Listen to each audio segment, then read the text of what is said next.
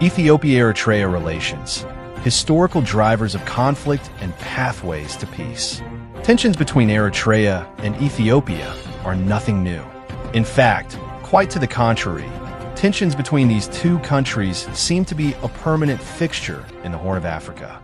Peaceful coexistence between these countries has been the exception rather than the rule over the last 3 decades of Eritrean statehood and the preceding decades of civil war. While friendly relations have been fleeting, tensions have persisted for decades and have been accompanied by armed confrontations. Prior to Eritrea's independence in 1993, there had also been a long and bloody conflict that many Ethiopians perceived as a civil war and Eritreans viewed as a war of liberation. Therefore, from 1962 to the present, there has been a long history of tensions and violent conflict punctuated by brief episodes of peace. Much ink has been spilled on the genesis of the difficulties between Eritrea and Ethiopia. While many have attempted to analyze the origins of the perennial tensions between the two countries, very little has been said regarding the pathway towards peaceful coexistence. Generalities and platitudes abound, especially during the occasional lulls in tension. However, very few detailed and specific proposals have been put forward and subjected to public debate and scrutiny. The purpose of this essay is to lay out the broad outlines of how Ethiopia and Eritrea could transcend their troubled history and build a shared future of peace and prosperity. The roadmap toward a better future for Ethiopia and Eritrea must begin by identifying the key factors that have fueled tensions and conflicts between the two countries. The first factor to note is the nature of the Eritrean state. As most observers would agree, the Eritrean state is not a normal state. It is characterized by a near-total militarization of society, the absence of basic institutions, rules, and procedures of modern governance, and a lack of openness to the world. The Eritrean People's Liberation Front, EPLF, has not managed to graduate from a liberation front to a ruling party focused on governance, despite changing its name to People's Front for Democracy and Justice in the mid-1990s. The absolute personalization and centralization of power in President Isaias's hands, someone who has been at the helm for more than half a century, both as a rebel leader and a president, have exacerbated this problem. Eritrea is administered less as a modern state and more as the personal fiefdom of a traditional warlord from medieval Ethiopia. Another factor worth noting is the insecurity of Eritrea's political class regarding Eritrea's continued existence as a sovereign state. There is a persistent fear among Eritrean politicians, even among dissidents and critics of President Isaias, that Eritrea's larger, more populous neighbor could try to quash Eritrea's independence. This fear is compounded by Eritrea's demographic and economic decline. Eritrea has not thrived since its independence. Once the most economically advanced province of Ethiopia, with a growing industrial base and a dynamic private sector, it has now stagnated economically and hollowed out demographically. This is mainly the result of the oppressive and militarized style of governance adopted by President Isaias. This sense of insecurity is cynically exploited by the regime for its own survival. Hence, it is in the interest of those in power to amplify and perpetuate this pervasive insecurity and anxiety. Another important factor in the mix that generates mistrust and animosity between Eritrea and Ethiopia is the widespread view among Ethiopians that Eritrean secession was formalized in a flawed manner, compromising Ethiopia's national interest to retain sovereign access to the sea. Many in the Ethiopian political class question the legitimacy of the 1993 Eritrean referendum and the manner in which Eritrea's independence was recognized by a transitional government that appeared to be beholden to the Eritrean Liberation Front. In particular, this grievance underscores the transitional government's total indifference to the complete loss of Ethiopia's coastal territory. The role the UN played, with the active involvement of its then Egyptian Secretary General, in facilitating this process has also fueled these misgivings. These factors have created an environment of mistrust and hostility between Ethiopia and Eritrea. A recurrent manifestation of this hostility is the fact that Eritrean government has consistently funded Ethiopian rebel groups and insurgents as proxies to destabilize Ethiopia. Eritrea seems determined to overcome its insecurity by sowing violence, disorder, and chaos, and promoting political fragmentation in Ethiopia. The Isaiah's doctrine holds that Eritrea's continued statehood as a sovereign country is contingent upon Ethiopia's insecurity, fragmentation, and instability. It is a doctrine that predicates Eritrea's security on Ethiopia's insecurity. On the other side of the equation, successive Ethiopian governments have been forced to respond to Eritrea's hostile acts and outright belligerence. This pattern, coupled with grievances over the loss of sea access, has hardened attitudes in Ethiopia toward the Eritrean state. Therefore, what we have now is a rising level of tensions and a vicious cycle of recriminations. Ethiopia points out to Eritrea's incursions into its territory and material support for armed groups bent on destabilizing the country. Eritrea's deep involvement in the political and security crises in the northern Ethiopian regional state of Tigray has particularly brought the situation to a boiling point. In an alliance they have dubbed Simdo, the Eritrean government and the politico-military outfit called the Tigray People's Liberation Front have created a common cause that is openly hostile to the Ethiopian government. With Eritrean backing, active support, and encouragement, the hardline TPLF group is gearing up for an armed conflict with the federal government by openly abrogating from the Pretoria Agreement. From a vantage point of Addis Ababa, the rump TPLF is increasingly looking like an appendage of the Eritrean government. Eritrea, on the other hand, alleges that Ethiopia harbors an intent to annex Eritrea's coastal territories. Overcoming this troubled history and current reality to build a future of coexistence, peace, and prosperity between Ethiopia and Eritrea is of paramount importance. As we can learn from the unraveling of the Pretoria Peace Agreement between the government of Ethiopia and the TPLF, unless the Eritrean question is tackled, internal peace and stability in Ethiopia would be difficult to maintain. Bearing this in mind, the following steps become imperatives for building peace between Eritrea and Ethiopia. Normalization of the Eritrean state. It would be difficult for Eritrea to maintain normal relations with any country, let alone with its neighbors, as long as it adopts abnormality as its modus operandi. In practical terms, normalization would mean an end to the indefinite and mandatory national military service. A nation of conscripts held in perpetual servitude is bound to resort to external aggression as a means to deflect internal frustrations. Most Eritreans born since independence have not experienced normalcy, including getting an education, building careers and businesses, and starting a family. They have been deprived of the opportunity to make their own life choices and pursue their own dreams.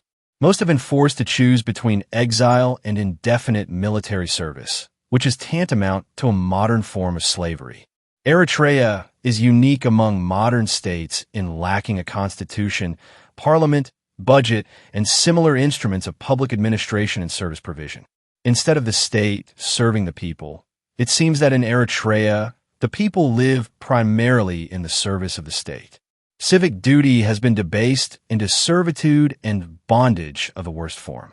The extreme level of oppression and coercion, the absolute personalization of power without a semblance of constitutional rule and representative government, make Eritrea an oddity in the 21st century. This oddity makes normal relations with any neighbor or state improbable. To perpetuate this abnormality, the Eritrean government has closed off the Eritrean state from the rest of the world. Internet access, trade and investment relations, and travel, most things that everybody else considers routine forms of international cooperation, are very restricted in Eritrea. Isolation is an imperative of regime survival. According to UN estimates, nearly 80 Eritrean footballers and officials have defected while on international duty since 2009. This is just one example of why the Eritrean government feels the need to shut down its borders and exist in isolation from the rest of the world. Openness would expose its brittle legitimacy to elements that would make it crumble. External efforts to normalize relations with Eritrea fail because normal diplomatic relations and economic cooperation pose a grave risk to regime security and survival. Therefore, attempts to normalize relations with Eritrea should be preceded by a call for and a push towards a normalization of the Eritrean state.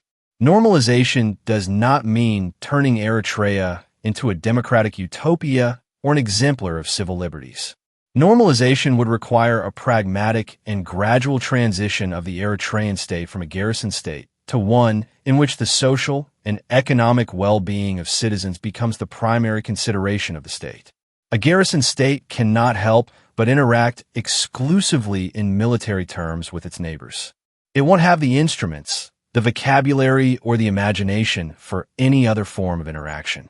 Normalization of relations between Eritrea and Ethiopia. For the normalization of the Eritrean state to be sustainable and possible, there is a need to normalize relations with Ethiopia simultaneously. Durable normalization of relations with Ethiopia is a prerequisite for the normalization of the Eritrean state.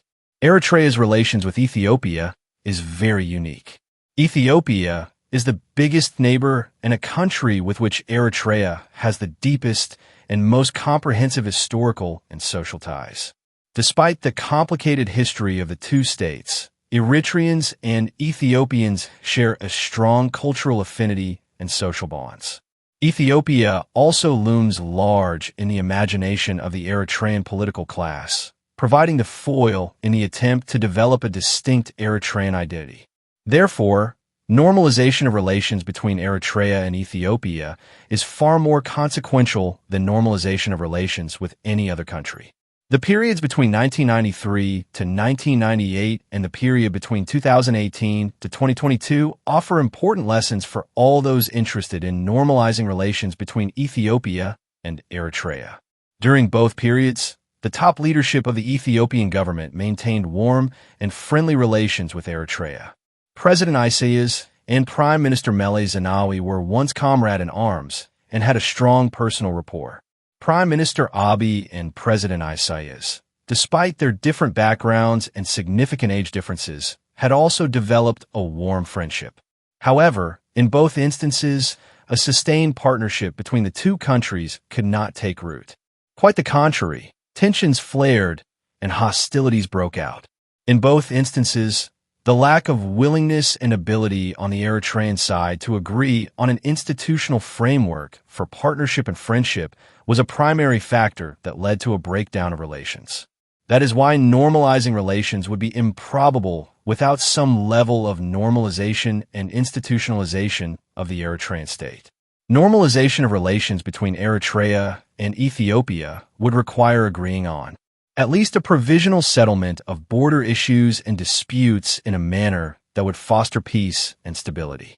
An agreement on a framework for security cooperation and mutual non-aggression and non-interference assurances. An agreement on the mechanisms for border trade, economic exchanges, and investment relations. An agreement on transit, travel, immigration, and residence matters. An agreement on logistics, transport, and maritime cooperation, including the modalities for Ethiopia's utilization of the port of Assab. These would be the pillars of the normalization of relations between Ethiopia and Eritrea.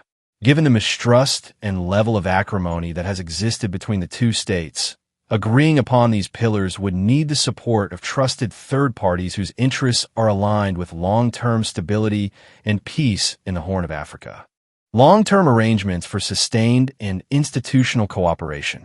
Normalization of relations cannot be the ultimate objective between Eritrea and Ethiopia. The depth of the bond between the peoples of the two countries and the vast potential of a strong partnership call for a more ambitious long-term agenda. In the absence of such a long-term prospect of a closer partnership, normalization could also be fragile and precarious. Ethiopia and Eritrea should aspire to an economic community or other forms of association that would usher in an era of economic integration and shared prosperity as a foundation for long-term peace and stability. The overwhelming majority of Eritreans and Ethiopians are young people who were born well after the die was cast on the tragic history of conflict and fratricide. Whatever the mistakes and faults of their forefathers, The new generation of Eritreans and Ethiopians could write a new chapter of peace and cooperation. This cooperation, based on the free will and desire of the two peoples, should be modeled after the post-World War II cooperation of Germany and France. Drawing inspiration from these two European states, whose partnership provided the basis for the wider European Union, Ethiopia and Eritrea could also lay the foundations for a commonwealth of the Horn of Africa. This kind of cooperation and economic integration does not mean that any one country would lose its sovereignty. It is, in fact, the ultimate exercise of one's sovereignty. A robust economic integration buttressed by political and security cooperation would provide the framework for shared prosperity. It will also enable the people of the two states to transcend their troubled past. This is the strategic vision from an Ethiopian perspective about the relations of the two countries. Regardless of the position of the current leadership in Eritrea, this is the manifest destiny of the people of the two countries. Well-meaning actors with a stake in the stability of the Horn of Africa should support this vision. The alternative would be a messy state collapse in Eritrea that would enable rival generals, terrorist groups, and networks of human traffickers to fill the vacuum that will inevitably arise when a music stops on the current dispensation of the Eritrean state. An orderly, pragmatic, and managed transition would avoid a chaotic and costly undertaking further down the line. Otherwise, the world would have to face serious threats to the security of the Red Sea, as well as the prospect of millions of additional migrants pushed in all directions.